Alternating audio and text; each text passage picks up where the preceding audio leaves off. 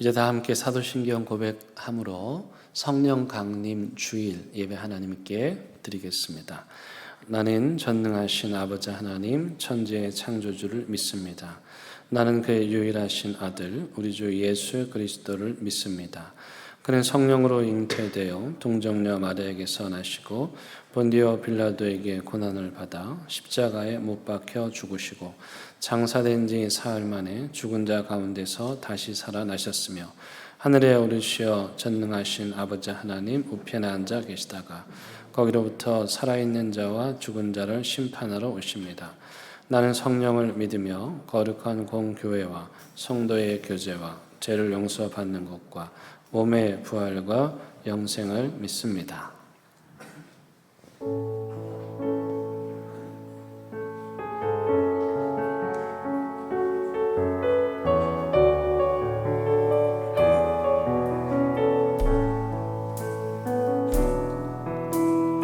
예수 우리 왕이여 이곳에 오소서 보좌로 주여 임하사 찬양을 받아 주소서. 주님을 찬양하오니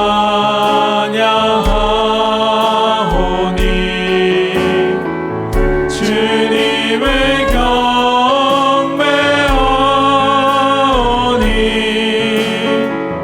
왕이신 예수여 오셔서 찾아와서 다스리소서.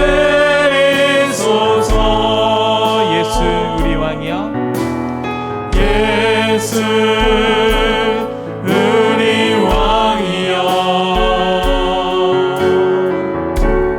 이곳에 오소서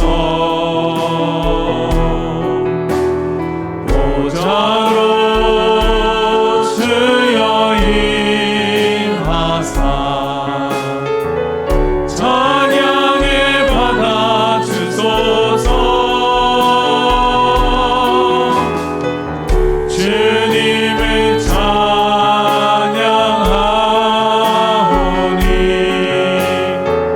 주님을 경배하오니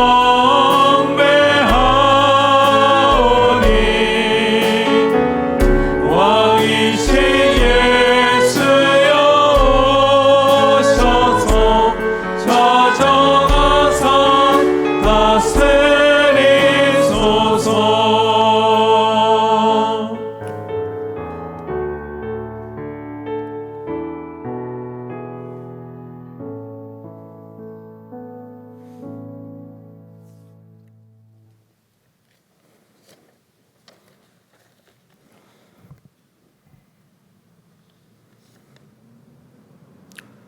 사랑이 풍성하시는 하나님 아버지, 주님이 측량할 수 없는 사랑으로 지금까지 우리를 인도하신 은혜에 감사드립니다.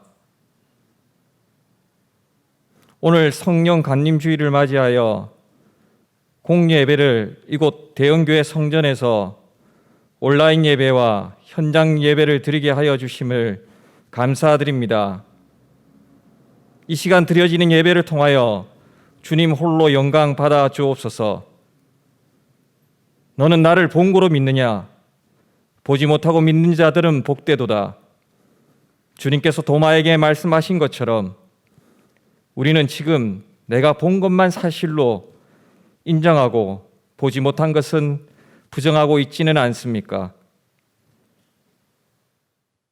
과학적으로, 생물학적으로는 도저히 이해되지 않는 하나님께서 천지를 말씀으로 창조하신 것과 주님께서 성령으로 잉태하사 동정녀 마리아에게 나셨다는 저희들의 신앙 고백이 하나님께서 만든 창조물 중에 하나인 과학이라는 테두리 안에 하나님 아버지의 권능을 가두고 있거나 객관적 사실이라고 여기는 과학의 현실 앞에 무뎌지거나 타협하고 있지는 않습니까?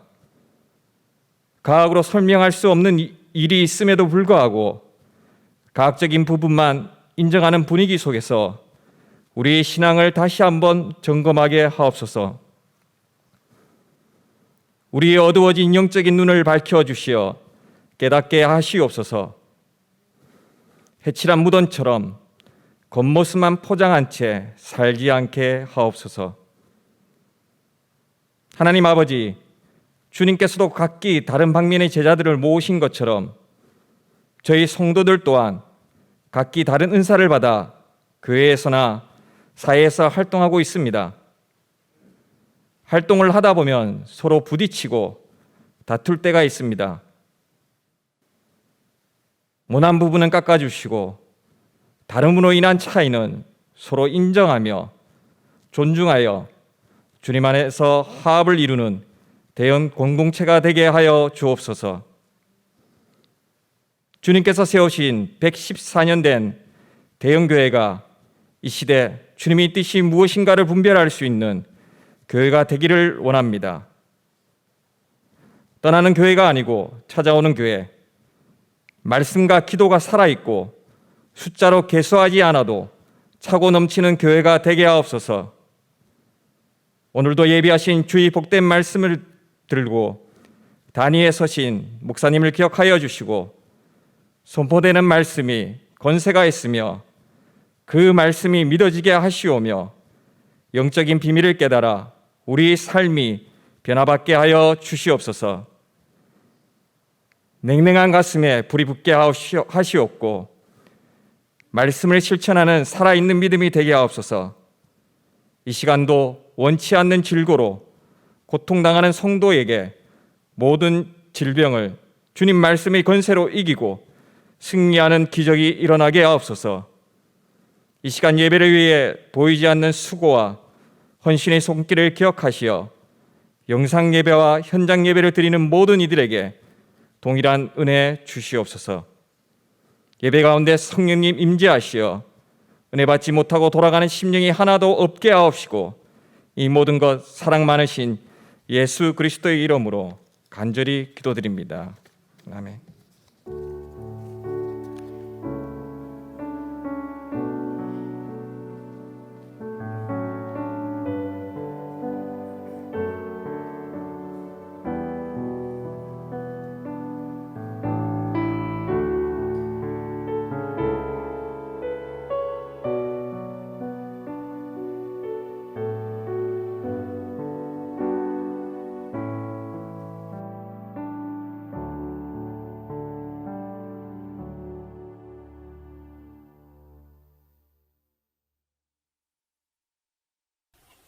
오늘 우리에게 주시는 하나님의 말씀은 열왕기하 13장 20절에서 21절과 에스겔 37장 7절에서 10절의 말씀입니다. 이제 하나님의 말씀을 봉독하겠습니다. 하나님의 말씀을 경청하시기 바랍니다. 엘리사가 죽으니 그를 장사하였고 해가 바뀌매 모압 도적대들이 그 땅에 온지라. 마침 사람을 장사하는 자들이 그 도적들을 보고 그의 시체를 엘리사의 묘실에 들이던지매 시체가 엘리사의 뼈에 닿자 곧 회생하여 일어섰더라. 에스겔서의 말씀입니다. 이에 내가 명령을 따라 대언하니 대언할 때에 소리가 나고 움직이며 이 뼈 저 뼈가 들어맞아 뼈들이 서로 연결되더라. 내가 또 보니 그 뼈에 힘줄이 생기고 살이 오르며 거기 위에 가죽이 덮이나 그 속에 생기는 없더라. 또 내게 이르시되 인자야 너는 생기를 향하여 대언하라. 생기에게 대언하여 이르기를 주 여호와께서 이같이 말씀하시기를 생기야 사방에서부터 와서 이 죽음을 당한 자에게 불어서 살아나게 하라 하셨다 하라. 이에 내가 그 명령대로 대언하였더니 생기가 그들에게 들어가매 그들이 곧 살아나서 일어나 서는데 극히 큰 군대더라. 아멘. 이것은 하나님의 말씀입니다.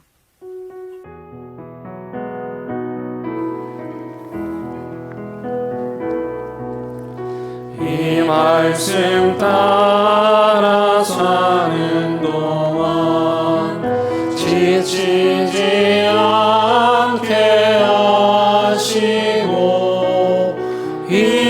말씀 따라 사는 동안 주님 나라 이루소서.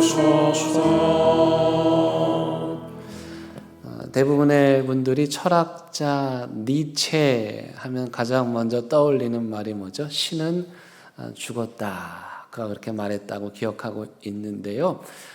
사실은 이 말보다 더 이 니체의 철학이 무엇인지를 말해주는 말, 어쩌면 그것이 니체 철학의 출발점이라고 할 수도 있는데요.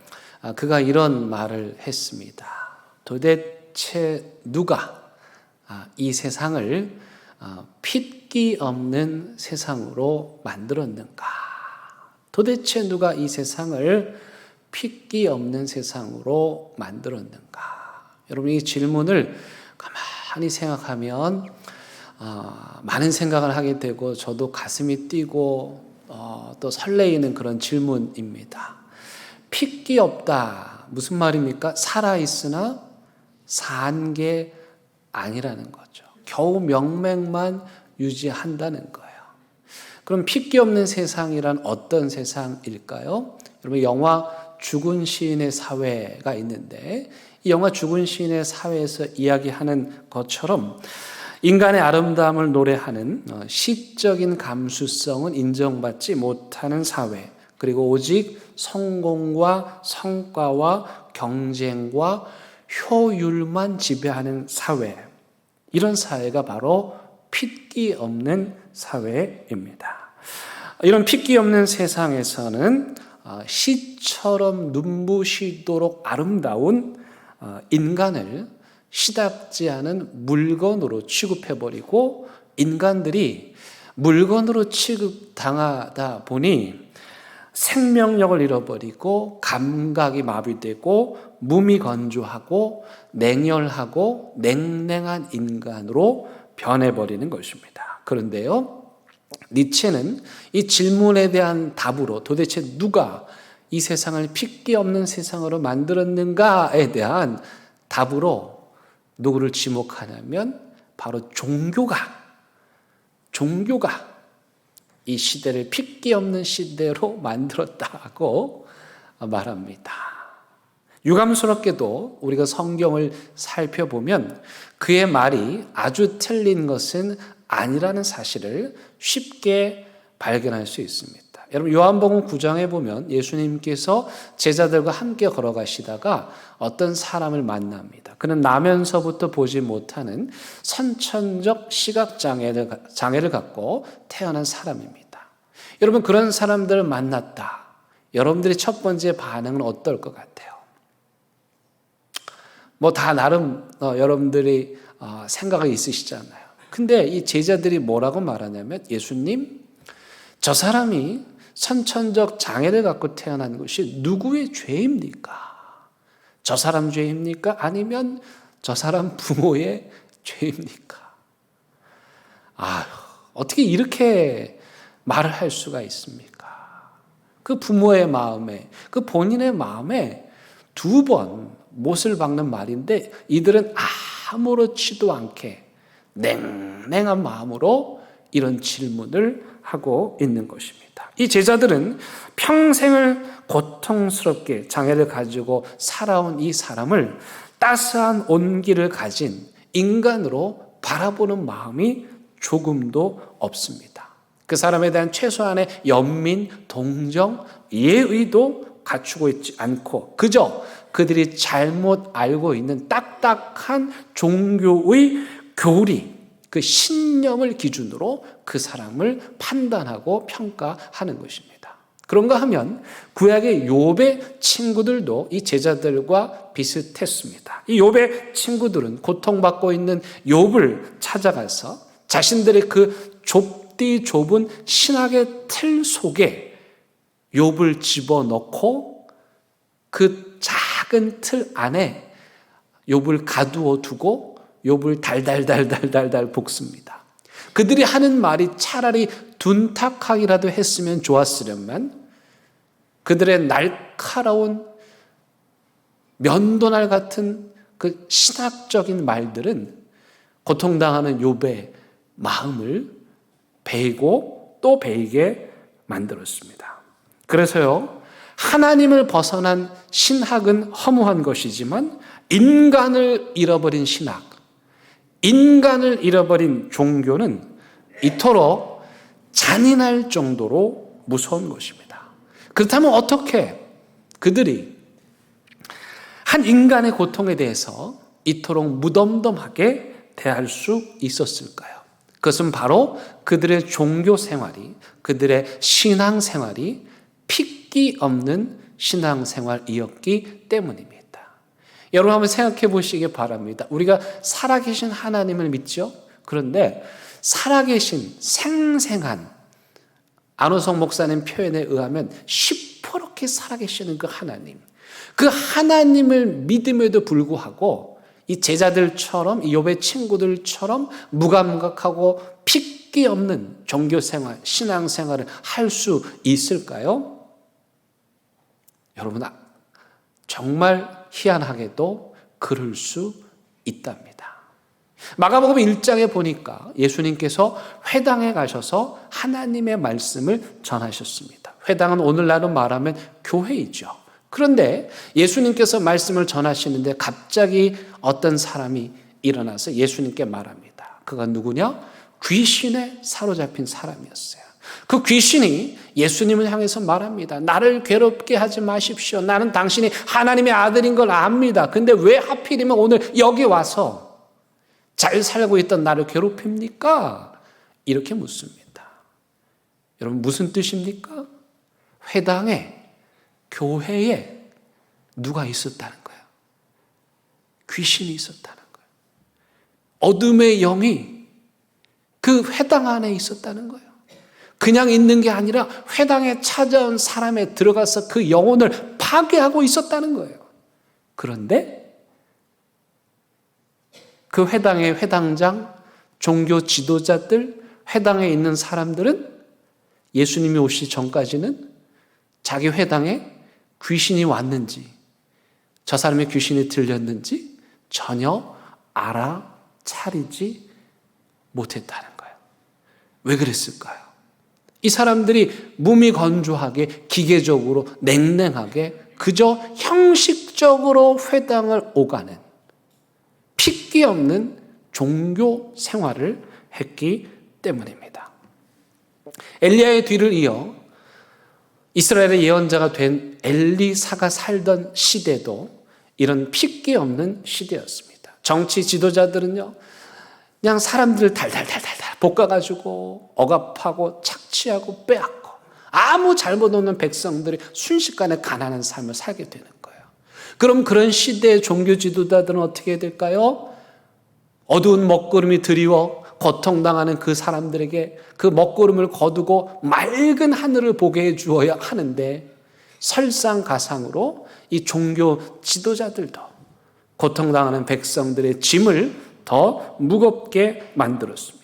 그래서 그 시대를 살아가는 사람들은 이중 삼중의 먹구름이 드리운 하늘 아래서 살아가고 있었습니다. 엘리사는 바로 그런 핏기 없는 시대를 살아가는 시대에 부름받은 예언자였습니다. 아브라함 조수아 헷셀이라는 사람이 이렇게 말합니다. 예언자란 누구인가? 예언자는 하나님의 보좌에서, 하나님의 관점에서 이 세상을 살아가는 사람들을 보는 사람이다. 누구의 마음으로요? 하나님의 마음으로. 누구를 바라봐요? 사람들을 바라보는 거예요. 하나님의 마음으로 고통당하는, 먹구름 아래 살아가는 사람들의 삶을 바라보는 것. 그게 바로 예언자인 거예요. 그 마음으로 이 세상을 바라보니 어떻겠어요? 엘리사가 그 고통당하고 억압당하는 시대의 사람들을 구원하기 위해서 하나님께서 주신 영적인 권세와 능력을 가지고 살아계신 하나님을 그 시대 사람들에게 보여주는 거예요. 기적을 베푸는 거예요. 자신의 스승 엘리야처럼 요단강을 가르기도 하고 죽은 자를 살리기도 하고 적군의 눈을 멀게 해가지고 포로로 잡아오기도 했어요. 그런데요, 오늘 우리가 읽은 첫 번째 본문을 보니까 더 놀라운 사건이 일어난 거야. 그게 뭐냐? 자기 스승도 하지 못한 거예요. 엘리사가 죽었어요. 어둠의 시대에 하나님의 사람이 죽었다는 건 더 짙은 어둠을 의미하잖아요. 엘리사가 죽고 한참 지나서 우연히 어떤 일이 일어났어요. 한 사람이 이제 그 가족이 죽어서 장례를 치르는 거예요. 장례를 치르기 위해서 갔는데 장례를 치르던 중에 모압의 도적대들이 들이닥친 거예요. 여러분, 모압에서 저 이방에서 도적대가 들이닥쳤다. 그 시대가 얼마나 어려운 시대인지를 말해주는 거예요. 그런데 여러분, 아무리 못된 도적대들이라 할지라도 장례 치르는 사람은 건드려야 안 건드려요. 그건 동서고금을 막론하고 건드리면 안 되는데 이 도적대들이 얼마나 급했는지, 그 시대가 얼마나 흉흉했는지 세상에 장례 치르는 이 사람들까지 덮친 거예요. 그러니까 이 장례를 치르던 사람들이 혼비백산해가지고 다 도망을 가면서, 도망가는데 이 시신을 가져갈 수 없으니까 어떻게 해요? 무덤에다 던지고 간 거예요.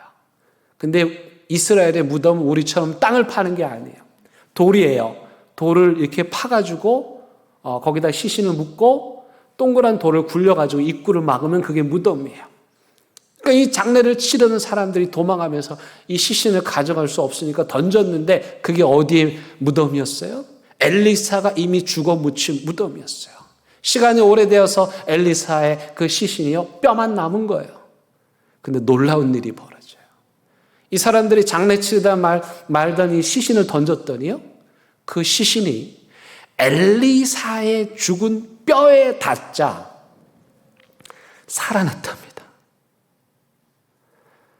너무 어이가 없으신 표정이시죠? 장로님 말씀대로 이건 어떻게 설명이 안 돼요. 엘리사의 죽은 뼈에 죽은 사람이 닿더니 살아났다는 거예요. 무슨 말입니까? 엘리사처럼 성령에 사로잡힌 사람은 죽어서도, 뼈만 남아도 이 땅에 죽은 사람들을 살리는 능력이 있다는 거예요. 열왕기하 2장 15절에 보니까 이런 말씀이 있습니다. 맞은편 여리고에 있는 선지자의 제자들이, 엘리야의 제자들이 그를 보며 말하기를, 엘리야의 성령이 하시는 역사가 엘리사 위에 머물렀다. 엘리야의 성령이 하시는 역사가 엘리사 위에도 머물렀다. 여러분, 엘리야가 하늘로 올라갈 때 그의 제자 엘리사가, 그 스승에게 말합니다. 당신에게 임한 성령의 갑절의 능력을 내게 주십시오. 그 기도대로 성령의 권능이 그에게 임했고, 그래서 엘리사는 살아서도 죽어서 뼈가 되어서도 성령의 능력을 나타내는 하나님의 예언자였습니다. 오늘은 성령 강림 주일입니다. 성령 강림 주일은 예수님께서 부활하신 부활 주일부터 50일, 이 기간을 기쁨의 50일이라고 하는데, 그 기쁨의 50일의 맨 마지막 날이자 동시에 이 기쁨이 가장 최고의 정점에 오르는 날, 이 날이 바로 성령 강림 주일입니다. 왜 이 날이 가장 기쁜 날입니까? 그것은 예수님께서 약속하신 성령님을 우리에게 보내주신 날이기 때문입니다. 예수님께서 십자가에 돌아가시고 3일 만에 부활하신 후에 40일 동안 제자들과 함께 사십니다. 그리고 하늘로 올라가시죠.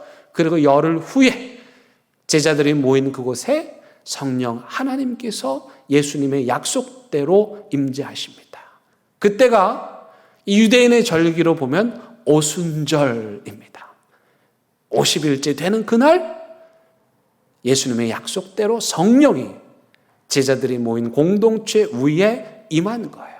그런데 사도행전 2장에 보니까 이들이 어떤 모습으로 성령 하나님을 기다리고 있었는지를 잘 나타내 줍니다. 그들이 한 곳에 모여서 한 마음으로 함께 간절한 마음으로 성령 하나님이 임재하시기를 기도하였다고 말씀합니다. 이것이 성령에 임하는 공동체의 특징입니다. 어떤 공동체에 성령이 임하는가? 어떤 사람에게 성령이 임하는가? 한 마음으로. 나눠진 마음, 갈라진 마음, 분열된 마음, 미워하고 시기하는 마음이 아니라 한 마음, 그리고 함께 모여서 간절한 마음으로 하나님의 성령을 사모하는 그 공동체 위에, 기도하는 공동체 위에 성령 하나님께서 임재하시는 것입니다. 제자들은 성령 하나님의 임재를 체험하고 더 이상 두려워하지 않고 그들이 머물러 있던 마가 다락방의 문을 활짝 열고 세상 밖으로 나가서 예수 그리스도의 부활의 능력을 담대하게 증거했습니다. 그전에는 두려워서 벌벌 떨던 그들이 성령의 능력을 체험하자 담대한 마음으로 핏기 없던 예루살렘 성에 생명의 복음, 부활의 복음을 전한 거예요. 그랬더니 어떤 일이 일어났습니까? 그 죽음의 도시, 살아있는 것 같으나 죽어있던 예루살렘이 다시 살아나기 시작한 거예요. 가장 중요한 상징적 사건이 있으니 그것이 바로 베드로와 요한이 성전 문 앞에서 구걸하던 장애인을 일으켜 세운 것입니다. 이 사람 또한 마찬가지로 나면서부터 걷지 못하여 그가 성전 문 앞에 앉아 평생 구걸하며 생을 유지하고 있었습니다. 그런데 그 성전 안에 있던 사람들은 그 사람을 일으킬 생각도 안 했고 일으켜주지도 않았고 아무런 관심도 가져주지 않았습니다. 왜입니까? 그들이 머물던 성전도 이미 핏기 없이 바짝 말라버린 돌덩어리에 지나지 않았기 때문입니다. 그런데 베드로와 요한이 그 성전 문지방에 삶이 주저앉은 그를 일으킵니다.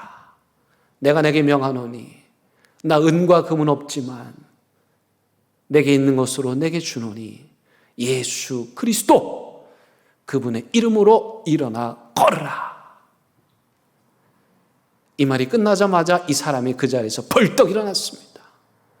그리고 자기 발로 걸어서 성전 안으로 들어갑니다. 이게 매우 중요합니다. 그가 걷지 못했을 때는 성전 밖에 있었습니다. 성전에 들어갈 수 없었습니다. 그 당시의 사회가, 법이, 질서가, 관습이 그를 성전 안에 못 들어오게 했습니다. 그런데 그가 예수 그리스도의 이름으로 일어난 후에 스스로 걸어 성전 안으로 들어가 뛰면서 기뻐하며 하나님을 찬양합니다. 이것이 성령의 역사입니다. 성령의 권세와 능력을 가진 교회는 바로 이 베드로와 요한처럼 이 세상에 주저앉은, 이 핏기 없는 세상에 주저앉아 있는 모든 사람들을 다시 일으켜 주어야 하는 것입니다. 오늘 우리가 두 번째 읽은 본문은 에스겔 골짜기, 마른 뼈가 가득한 골짜기입니다. 오늘 뼈 이야기 또 나옵니다. 마른 뼈, 가득한 골짜기.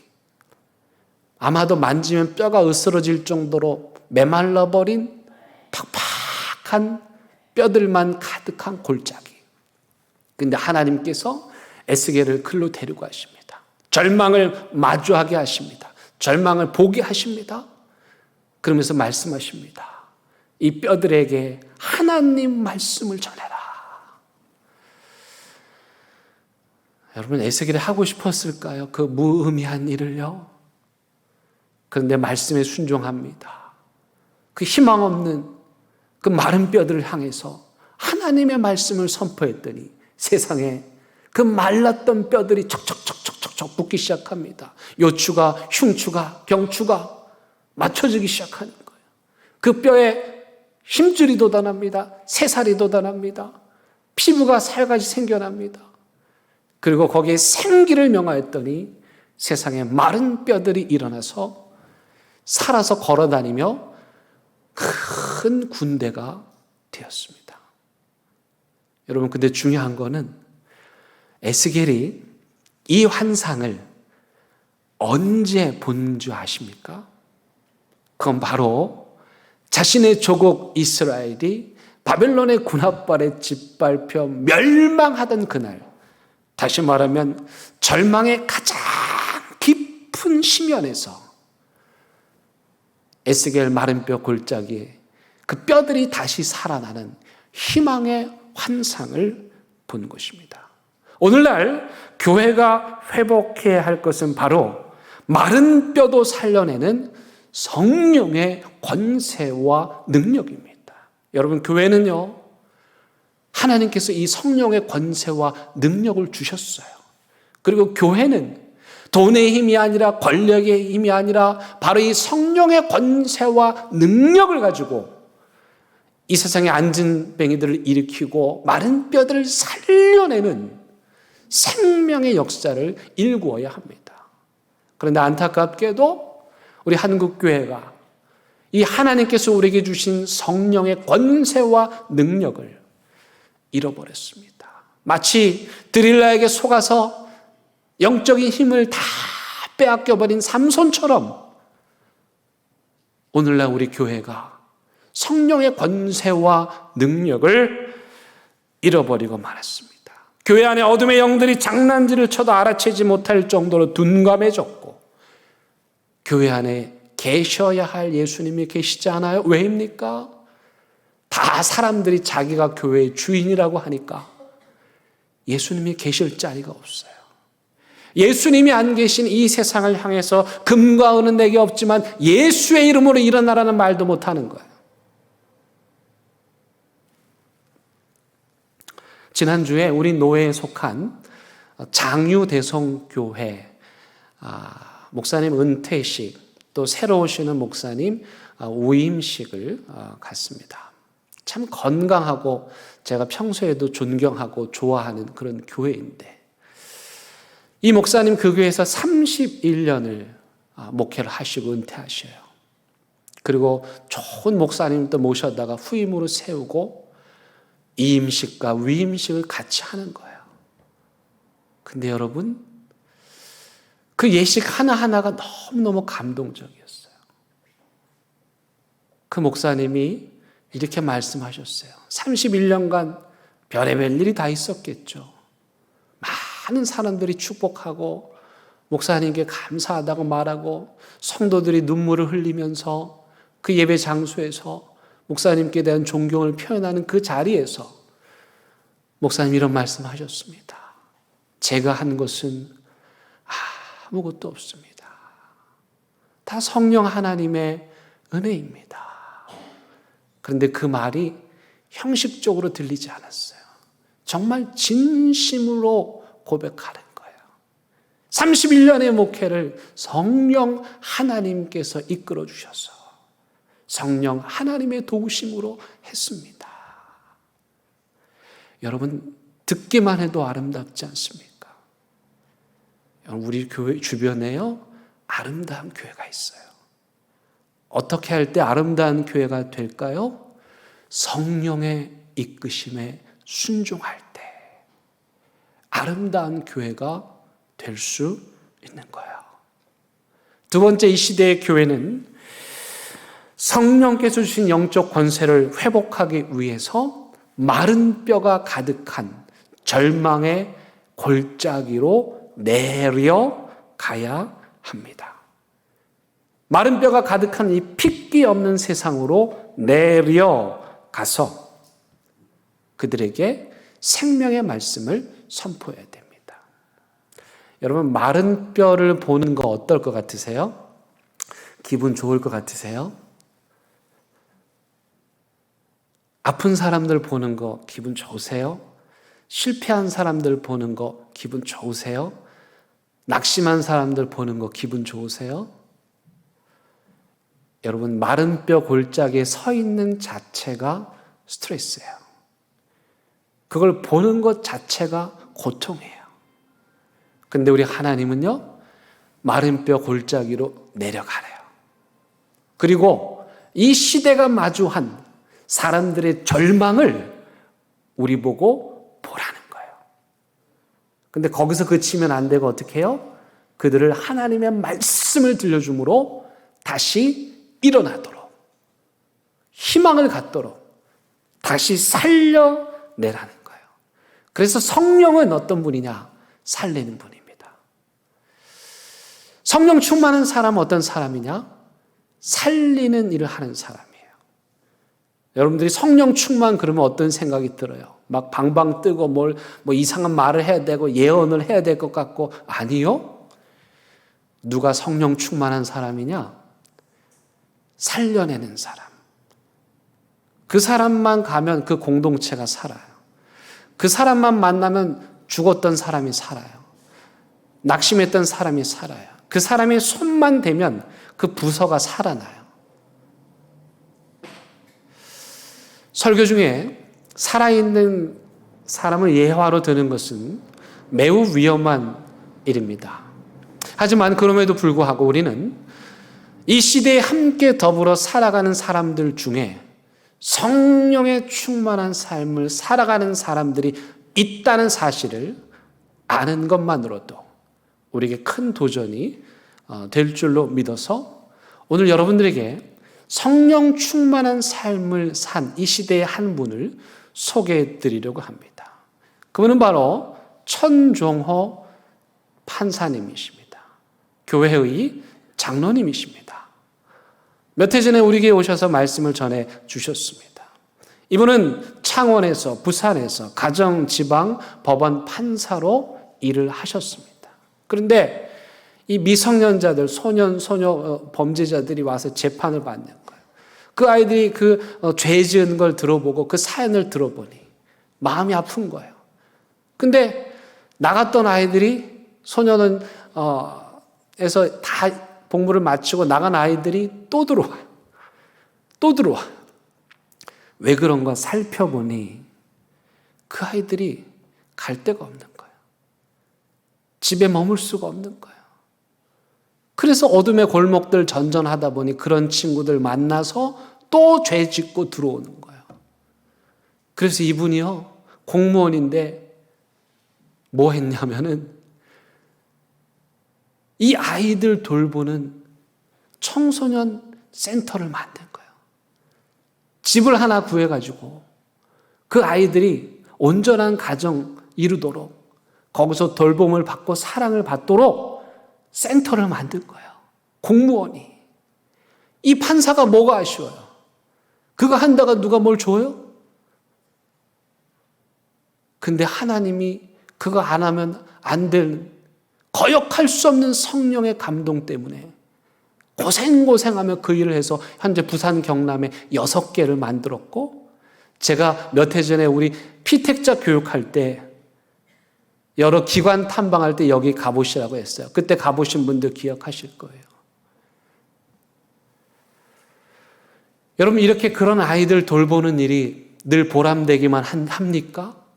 어떤 아이들 중에는 감사의 편지를 보내기도 해요. 그러나요, 여러분, 이 사회가 외면하는, 이 사회가 관심 갖지 않고 계속해서 소외시키고 배제하는 그 아이들 돌보는 일은요, 마른 뼈 골짜기에서 피눈물이 나는 일이에요. 배신을 밥 먹듯이 당해야 됩니다. 속고 또 속아야 돼요. 또 절망을 해야 돼요. 그럼에도 불구하고 또다시 일어나서 그 아이들을 돌볼 수 있는 거. 어떤 사람만 가능합니까? 어떤 사람만 가능해요? 성령 충만한 사람만 가능합니다. 여러분, 성령 충만한 사람은 어떤 사람이냐? 남들이 안 가는 에스겔 절망의 골짜기로 내려가는 사람이에요. 성령 충만한 사람은 어떤 사람이냐? 그곳에 가서 울고 있는, 고통당하고 있는, 앉아있는, 보지 못하는 사람들에게 희망의 대안을 제시하는 사람이에요. 성령 충만한 사람은 어떤 사람이냐? 그 대안을 마련하기 위해서 자신이 눈물을 흘리며 뛰어다니며 기도하는 사람이에요. 이분이 판사인데도 불구하고 그거 만드는데 엄청나게 힘들었대요. 교회가 도와주지 않더래요. 교회가 해야 될 일을 하는데, 성령 충만한 교회만 이게 얼마나 중요한지 알아요. 성령 충만한 교회만 이 일이 교회가 해야 되는지를 알아요.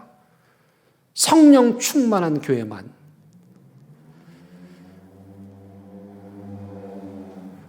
에스겔 절망의 골짜기에 내려가서 살려내고 또 살려내는 일을 할 수 있는 거예요. 결국 이 모든 걸 다 합치면 뭔지 아세요? 한 단어로 사랑입니다. 그래서요, 성령 충만한 사람은 사랑하는 사람이에요. 사랑하니까 내려가고, 사랑하니까 그들 위에 울고, 사랑하니까 그들 일으켜주고, 사랑하니까 함께 아파하고. 그래서 사랑하는 사람들은 다 성령에 충만한 사람입니다. 사랑하는 대형교회 성도 여러분, 우리 대형교회 모습은 어떠합니까? 어떻게 생각하면 오늘 우리 교회의 모습이 엘리사의 모습인지도 모르겠어요. 엘리사 어땠어요? 무덤에 갇혀 마른 뼈밖에 없는. 근데 여러분, 하나님께서요, 그 마른 뼈를 통해서도 죽은 자를 살리셨습니다. 저는 하나님께서 마른 뼈와 같은 우리 대연 교회를 통해서 이 땅에 죽어가는 생명들을 다시 살리기를 원합니다. 성령의 능력에 충만해서, 오직 성령에 사로잡혀서 이 장로님처럼 죽어가는 모든 것들을 살려내고 구원하는 대연교회. 여러분, 우리 교회 앞에 버스 정류장이 있습니다. 그 버스 정류장 이름이 대연교회역입니다. 언젠가 우리 교회에서 소방 그 시험을 했는데 공무원들이 오셨어요. 그 중에 한 분이 저를 찾아오셨어요. 목사님, 제가 버스 정류장 이름 만드는 그 일을 한 사람입니다.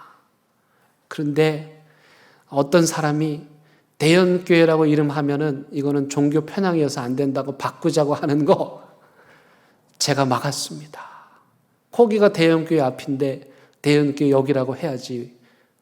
왜 바꾸냐 그걸. 그래가지고 그분 우리 교회 교인도 아닌데 다른 교회 교인인데, 그래가지고 그분 때문에 우리 교회 앞에 버스 정류장 이름이 대연교회예요.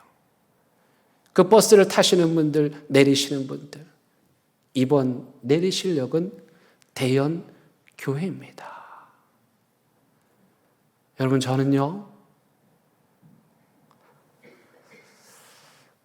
그 버스 안에서 그 방송을 듣는 그 사람들이 일어나고 보게 되고 다시 희망을 갖게 되기를 바랍니다. 대연교회라는 이름만 들어도 살아날 수 있도록 저와 여러분들이 오직 성령으로 충만한 그런 믿음의 삶을 살아가게 되기를 간절히 부탁을 드립니다. 우리 함께 찬양하십시다.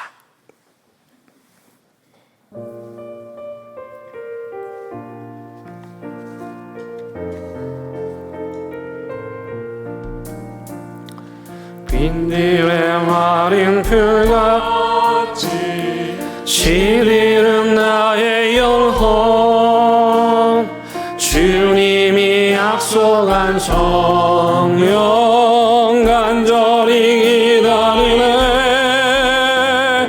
가물어 메마른 땅에 단비를 내리시네. 성령의 단비를 부어 새 생명 주옵소서. 반가운 빗소리 들려 산천이 춤을 추네. 봄비로 내리는 성령 내게도 주옵소서. 가물어 메마른 땅에 단비를 내리시는 성령의 단비를 부어 새 생명 주옵소서. 절 따라 은호를 내려 조목이 무성하니 갈급한 내 심령 위에 성령을 부으소서.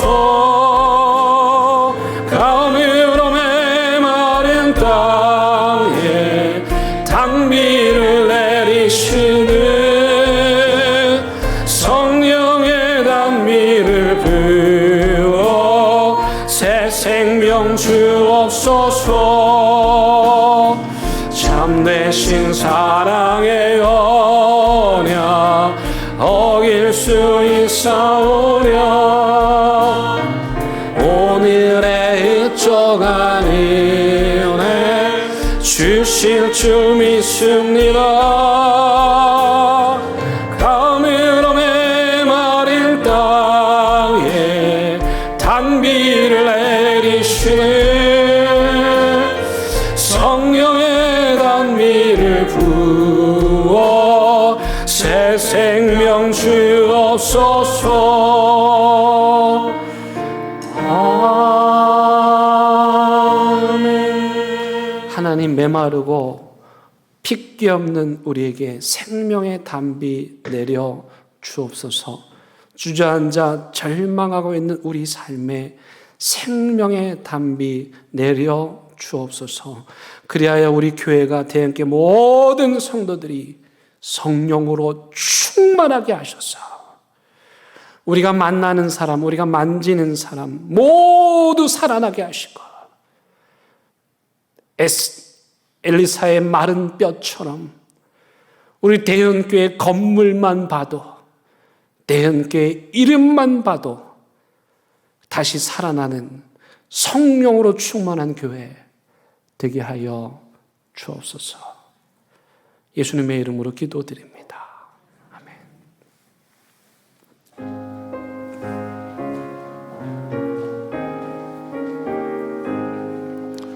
진리와 생명 되신 주의 몸을 바치옵니다. 믿음과 소망 사랑에 한 마음 내게 하소서.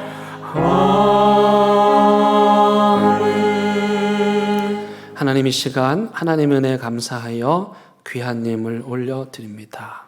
메마르고 핏기 없는 우리 삶에 부활의 생명과 소망을 주시니 기쁘고 감사한 마음으로 예물을 드립니다. 정직하고 성실한 땀으로 맺은 귀한 결실들이오니 하나님 받으시고 축복하시고 이들의 삶이 하늘의 은혜로 기름지게 하여 주옵소서. 이제 예배당 문을 활짝 열고 세상으로 나아갑니다. 성령의 권세와 능력을 힘입어 우리가 만나는 모든 사람들 살아나고 일어나고 꿈꾸며 희망을 갖는 생명의 역사 일구게 하여 주옵소서. 예수님의 이름으로 기도드립니다. 아멘. 예, 감사합니다. 우리 함께 인사 나누시겠습니다. 반갑습니다. 우리 온라인 예배 드리시는 분들도 감사합니다. 우리 함께 손 흔들어서 반갑습니다. 예, 인사 나누시기 바랍니다. 감사합니다. 교회 소식 나누겠습니다. 우리 코로나 상황에 맞춰서 예배를 한 번 더 늘려 7시 반부터 주일은 3번 걸쳐 예배를 드립니다. 내일부터 코로나 상황이 좀 바뀌긴 하지만 우리 교회와 그리스도인들은 더 엄격하게 방역 수칙을 준수하며 이 코로나가 빨리 끝나기를 기도해야 할 것입니다. 우리 5월 한 달 가정 예배 드리기를 여러분들에게 권면해 드리고 있습니다. 혼자라도 좋습니다. 함께 가정 예배 드려 주시기를 바라고 예배 안내문은 우리 본당 뒤에 있고 교회 홈페이지에 있으니까 참조하시기를 바랍니다. 우리 오디오 바이블 이번 달에 계속 가정의 달이어서 우리 가족들이 나와서 해주시는데 얼마나 아름답고 감사한지 모릅니다. 아직 참여하지 못하신 분들은 참여해 주시고요. 또 성경고사 있습니다. 여러분들 많은 참여를 부탁을 드리겠습니다. 2022년 크리스천 리더십 스쿨을 기도로 준비하고 있습니다. 함께 동역할 동역자들도 모집합니다. 여러분 기도하며 다음 세대 아이들 에스겔 마른 뼈 골짜기에서 허덕이는 그 아이들 살려내기 원하는 분들은 함께 지원해 주시기를 바랍니다. 감사하게도 하나님께서 우리에게 성도님을 통해서 우리 미자립 교회 우리 노수영 목사님 사역하시는 초도교회를 후원할 수 있게 되었습니다. 감사를 드립니다. 우리 박금지 명예권사님 남편 되시는 이명수 성도님 지난주에 하나님의 부르심을 받으셨습니다. 코로나 상황 가운데 있어서 장례 예식을 온전히 할 수는 없었지만 은혜 가운데 잘 마쳤습니다. 우리 유가족분들을 위해서 기도해 주시기를 바랍니다. 우리 이두희 권사님께서 갑작스럽게 심장이 좋지 않아 병원에 입원을 하셨고 또 심장에 스턴트 박는 수술을 하셨습니다. 이 어르신들이 마스크를 쓰고 있다 보니까 호흡이 가빴는데 마스크 써서 그런가 보다 하고 미루다가 늦게 가게 되었다고 합니다. 권사님 회복을 위해서 기도해 주시기를 바라고요. 우리 송창렬 집사님 또 뇌출혈로 지금 쓰러져 병원에 입원해 계십니다. 자가호흡을 하지 못하는 가운데 있는데요. 여러분들의 기도가 필요합니다. 그래도 하나님께서 또 우리가 감사한 소식도 주셨습니다. 우리 교회 장지 집사님 요양센터를 운영하시는데 이제 한지 3년 됐는데 처음으로 평가에서 최우수상을 받으셨다고 합니다. 처음 평가에서 이러기는 쉽지 않다고 하는데요. 그래도 우리 교회 성도님께서 이 세상을 아름답게 하고 있으니 얼마나 감사한 일입니까? 우리 축하하며 기쁜 마음 나누고 함께 박수하도록 하겠습니다. 이제 다 함께 일어나셔서 결단의 찬양 부르십니다.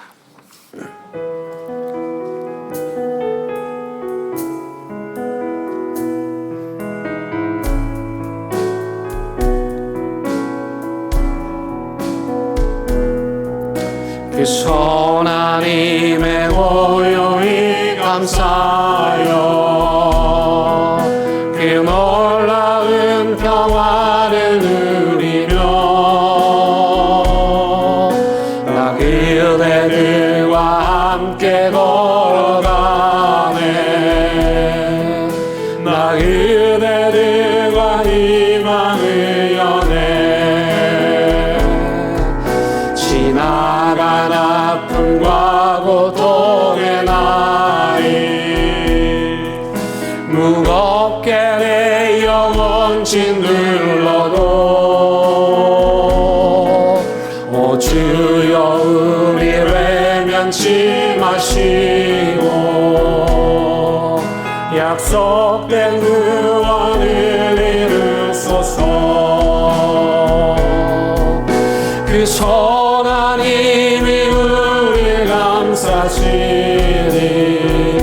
믿음으로 일어나를 기대하네 주 언제나 우리와 함께 계셔 하루 또 하루가 늘 새로워 우리 주님 예수 그리스도의 은혜와 하나님의 크신 사랑과 성령님의 권세와 능력이 메마른 골짜기 같은 이 세상 가운데에서 다시 성령의 능력을 힘입어 살아나기로 다짐하고 또 핏기 없는 이 세상 하나님의 성령의 권세와 능력으로 살리고 또 살리기를 다짐하고 결심하는 사랑하는 대형교회 모든 성도들 위해 이들의 가정과 일터와 사업장 위에 코로나 재난의 현장에서 분투하시는 의료진 공무원분들 위해 분단 조국 위에 이제부터 영원토록 함께 하시기를 간절히 축원하옵나이다. 아멘.